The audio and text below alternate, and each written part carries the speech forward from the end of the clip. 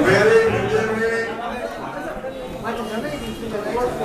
जिनके मैं चरणारविंद में पूजा करूंगा, उस सब देवतुल्य मेरे कार्यकर्ता, मेरे वरिष्ठ पार्टी के कार्यकर्ता, मेरे सारे परिवारजन, उन सब को मैं हृदय से नमन करता हूँ, वंदन करता हूँ, प्रणाम करता हूँ, बहुत बहुत अभिनंदन करता हूँ।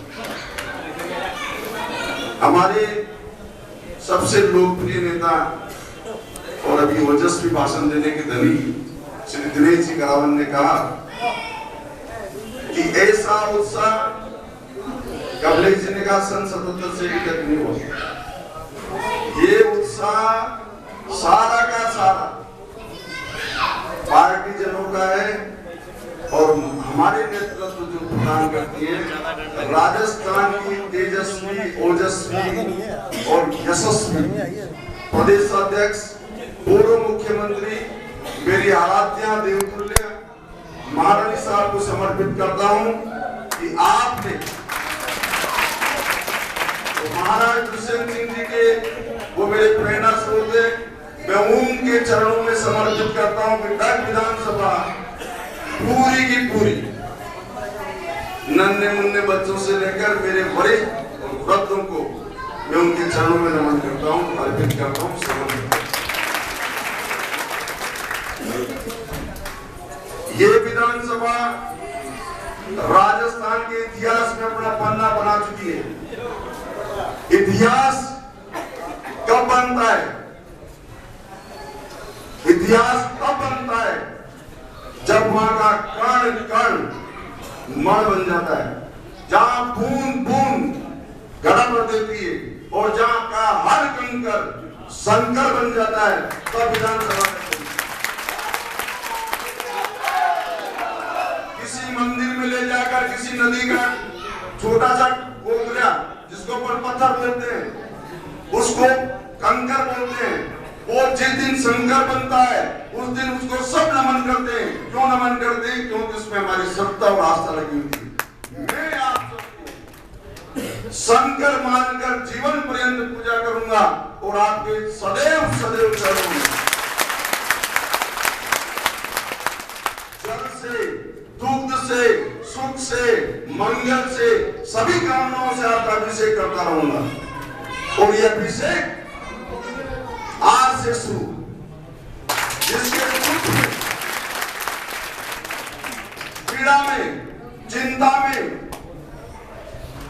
किसी भी दृष्टि से हो, वो मेरी पीड़ा होगी, मेरी चिंता होगी, मेरे दुख का सबसे पहला हम राहत।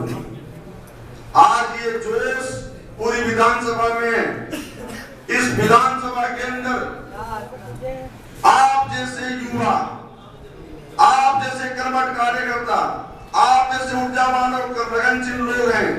क्या उस विधानसभा को नाम नहीं मिले? ये हो नहीं सकता था सिर्फ एक चिंगारी लगाने की और भड़काने की। कौन कहता है आसमान में छेद नहीं हो सकता? कौन कहता है आसमान में छेद नहीं हो सकता? एक पत्थर तो तबीयत से उछालो यार। और वो करिश्मा आप लोगों ने आज किया है। मैं देख रहा हूं कि पिछले 14 तारीख से दिनेश जी, घनश्याम जी, तूफान सिंह जी, दाता गढ़ा वाले, ताइका गढ़ा वाले, खेता गढ़ा वाले, सरगढ़ा वाले, पूरी की पूरी विधानसभा मेरे साथ थी। और जब चुनाव का प्रचार चल रहा था तब हमारी स्थिति यह थी कि हम कैसे गुजरे कहीं से। और हमने जब शुरुआत की तो प्रभु का ऐसा आशीर्वाद मिला कि हमारी प्रार्थना उनके चरणों में स्वीकार की। हमें कौन चला रहा है, कौन बुलवा रहा है, कौन सुना रहा है, ये भगवान जानता है। मैं उस शक्ति को नमन करता हूँ आप सबके बीच में कि हे शक्ति, अगर तुम सदैव मेरे चरणों, मुझे सिर पे आशीर्वाद दो, मेरे वक्ष को आशीर्वाद दो, मेरे पुट को आशीर्वाद दो और मेरे पूरे शरीर को पुष्ट करो कि मैं आपके लिए, मेरा परिवार सदैव काम आए और मैं ऐसा काम हो कि यहाँ की सारी समृद्धि, पूरे संसार की समृद्धि डग विधानसभा में आए। कहा था कि मैंने कहा महारानी साहब, ये विधानसभा आपके लिए तो बहुत आदरणीय है, वो इसलिए कि महारानी साहब सदैव आपको सम्मान देती है, लेकिन मैंने कहा ये विधानसभा इतनी इतनी कष्ट में है, इतनी कष्ट में कि लोग आज भी पाषाण युग में जी रहे हैं। मैंने बहुत नजदीक से देखा। मेरे साथ 7 आदमी चलते थे जिनसे मैंने कहा इस क्षेत्र की वीडियोग्राफी करो, फोटोग्राफ लो, किस गांव में क्या समस्या हो लिखो, कौन लोग कैसे क्या कर रहे हैं। और मैंने एक निवेदन किया था उस दिन, जिस दिन मैंने पार्टी का प्रत्याशी बना उस दिन मैंने शपथ दी थी कि मैं अपने कार्यकर्ताओं के बीच में कोई कानाफूसी नहीं होने दूंगा, कोई किसी का विरोध नहीं करे, सब एक और एक जाजम पे बैठ के सब एक छोटा नहीं होगा, कोई इधर नहीं होगा, कोई उधर नहीं होगा, कोई दाएं से नहीं आएगा, कोई बाएं से नहीं आएगा, जो भी आएगा सब बीच में आएगा। इसलिए श्रीमद् भागवत में भी इसका उच्चारण है, समत्व योगम उच्यते। आप सब लोग मेरे हृदय के बीच में रहोगे, किसी को कोई आडंबर नहीं, किसी का कोई अपमान नहीं, सबके साथ सम्मान, स्नेह और प्यार से सींचा जाएगा। आज जो आपने जोश दिखाया उसके लिए मैं 3-4 मिसाल देना चाहता हूँ। मिसाल ये, पूरे राजस्थान के अंदर जिस दिन कर्मचारियों का मतदान हुआ पोस्टल बैलेट का, पूरे राजस्थान के अंदर ये संदेश था कि कहीं 18% के 28%, लेकिन ये गौरव उस दिन भी मिला था कि डग विधानसभा के सब कर्मचारियों ने आपके भाजपा के प्रत्याशी के पक्ष में 82% मतदान किया था। मैं उसी दिन समझ गया था ये कोई प्रभु की लीला है, जरूर 82% से हम निकलेंगे। और उसी दिन मुझे जब नामांकन रैली मिली, उसी दिन प्रभु की ऐसी प्रेरणा मिली, मैंने सब लोगों से आह्वान किया कि सब लोग 80% अधिक मतदान करें। आज महारानी साहब ने दिनेश जी थे, चोमेला में आप सब लोग थे, महारानी साहब ने कहा सुधारीवाल शपथ लो, शपथ लो। मैंने कहा काहे की शपथ लूं, लेकिन दिनेश जी ने कई जगह कहा कि यहाँ के एमएलए के पुत्र पार्टी के लोग दलाली का काम करते हैं, कमीशनखोरी का काम करते हैं। ये मेरे जहन में थी, मैंने उस दिन शपथ ली, मैं और मेरे परिवार का आदमी कभी इस विधानसभा से 1 रुपए आए तो मेरी गर्दन काट के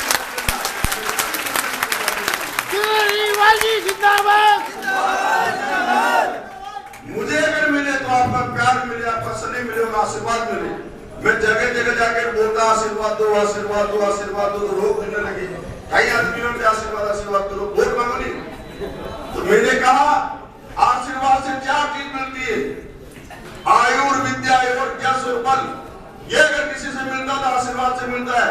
मेरे बुजुर्गों ने ये सिखाया, मुझे संस्कार दिया कि बड़ों के चरणों में हमेशा अपना सिर रखो और छोटों के हृदय में अपना स्थान रखो और नन्हे मुन्ने को भगवान मान के पूजा करो, आप कभी ये सफल नहीं होगे।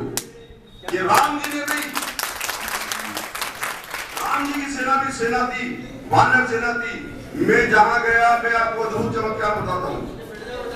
दिनेश जी गवाह इस बात के, और मेरे साथ तूफान सिंह जी गवाह हैं, नारायण सिंह जी गवाह हैं कि जहां जहां मैं गया, जिस जगह प्रचार करने गए, वहां बच्चे ऑटोमेटिक मेरे पास आते और बच्चे ऐसे आते जैसे मधुमक्खी, शहद के ऊपर मधुमक्खी। मैंने कहा चमत्कार नया हो रहा है।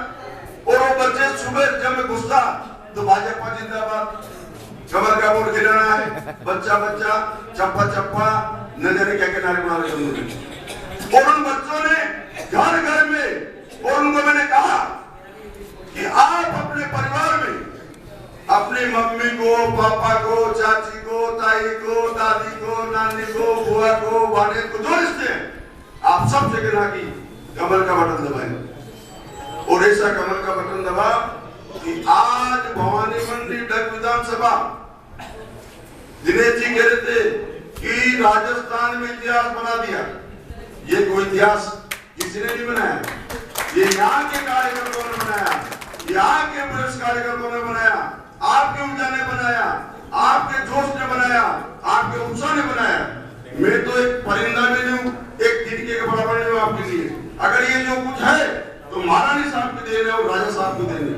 मैंने एक दिन पहले भी कहा था, अगर यहाँ कोई नेता है, राजस्थान के नेता तो नहीं है, पर झालावाड़ में और डग में अगर कोई नेता है तो महारानी साहब यहाँ की नेता है, राजा साहब यहाँ के नेता, और कोई नेता इसलिए नहीं क्योंकि बड़े हैं।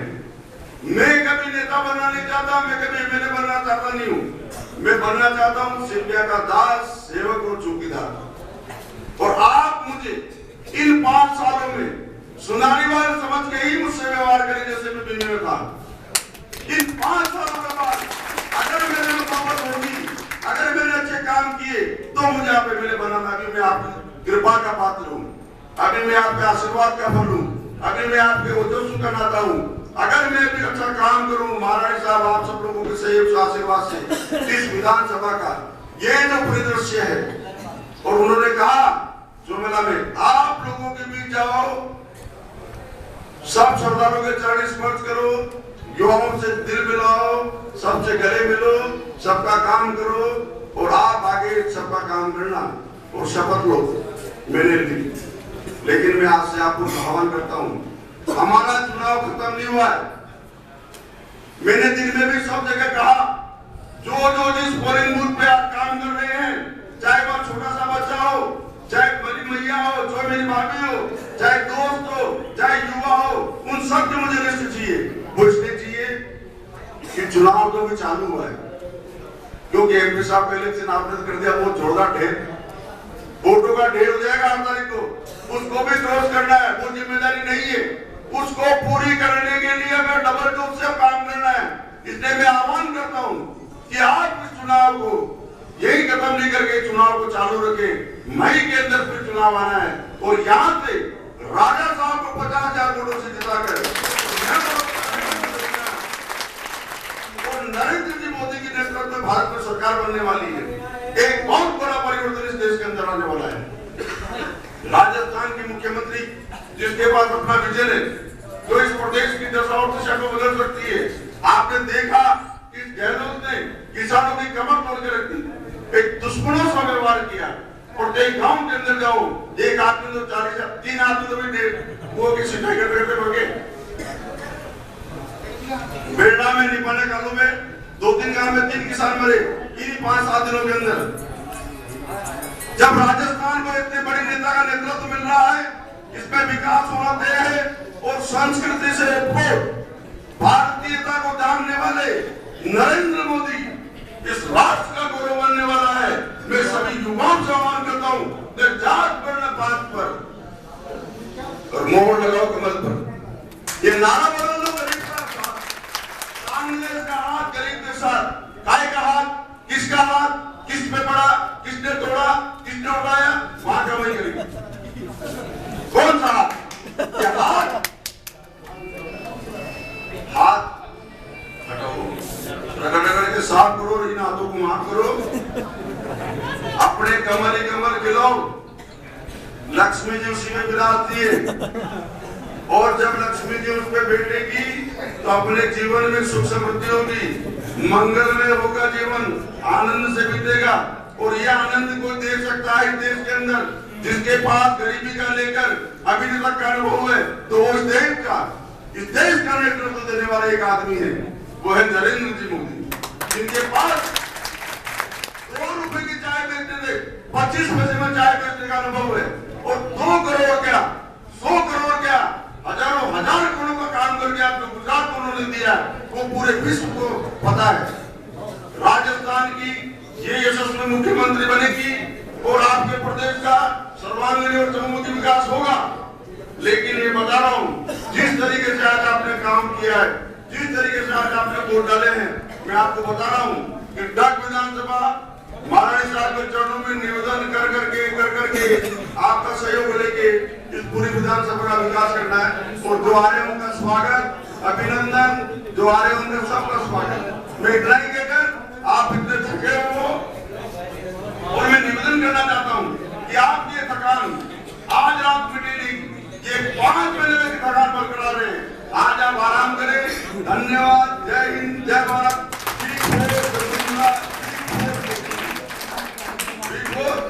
वसुंधरा जी और B4 विक्ट्री, याद इन्होंने बता दिया दिनेश जी ने। जय हिंद, जय भारत। आभार के लिए मैं भी चारों मंडल अध्यक्ष, पार्टी के सभी वरिष्ठ नेता, मेरे साथ कार्यालय में चल रहे सब लोग, सबको मैं धन्यवाद देता हूँ हृदय से। और आभार के लिए मैं यहाँ के मंडल अध्यक्ष को आमंत्रित करता हूँ, श्री विनायक जी बोरवाल। आभार।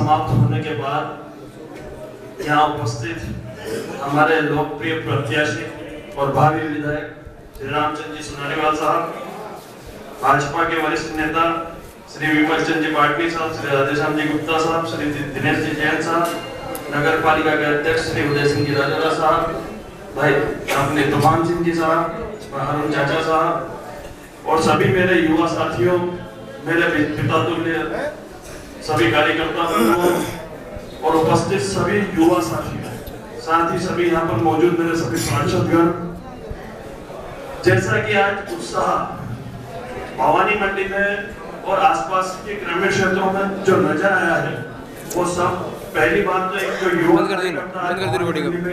एक साथ भारतीय जनता पार्टी की कमान संभाली, उसके लिए मैं मेरी तरफ से सभी युवा साथियों को सर्वप्रथम धन्यवाद देना चाहता हूँ। साथ ही ये उत्साह अभी तो चरम पर है, लेकिन ये विजय जुलूस तक उत्साह बना रहा है और हम 9 तारीख को भवानी मंडी में भारी विजय जुलूस निकालें, उसके लिए भी अभी से तैयारी करें और उस दिन तक बनाए रखें। साथ ही मैं सभी कार्यकर्ताओं को आज धन्यवाद देता हूं, क्योंकि आज जहां कांग्रेस के पास सभी बूथों पर भवानी मंडी में ढूंढने को कार्यकर्ता नहीं मिल रहे थे, वही भारतीय जनता पार्टी का कार्यकर्ता प्रत्येक बूथ पर सुबह 7 बजे से लेकर शाम 5 बजे तक एक वोट के लिए घर घर भटकता रहा और उसने घर घर जाकर विनती कर वोट लाया और वोट डलवाया। और आज जो नगर पालिका में चुनाव के टाइम पे हमेशा जो वोटिंग होती है वो भवानी मंडी में अधिक होती है, और पिछले विधानसभा और लोकसभा चुनाव में हमने देखा है कि हमारी वोटिंग विधानसभा चुनाव और लोकसभा चुनाव में कम होती है। लेकिन इस बार कार्यकर्ताओं ने इस चुनाव को भी एक पार्षद का चुनाव मानकर प्रत्येक घर जाकर जो मेहनत की, उसके लिए मैं बहुत बहुत धन्यवाद देता हूँ। और आगे भी आप सबसे ऐसा ही सहयोग पार्टी को मिलता रहे, मेरी ओर से सभी ग्रामीण कार्यकर्ताओं को और सभी कार्यकर्ताओं को ग्रामीण क्षेत्र से बताने सभी कार्यकर्ताओं को भी धन्यवाद देता हूँ। एक बार पूरा धन्यवाद, जय हिंद जय भारत। और सभी कार्यकर्ता, अभी चाय बन रही है, सभी कार्यकर्ता चाय पीकर ही जाए, आराम से बैठे हैं, सभी को चाय, और सभी अपने कार्यकर्ताओं से निवेदन है कि वो चाय वितरण में सहयोग करें अपने जो युवा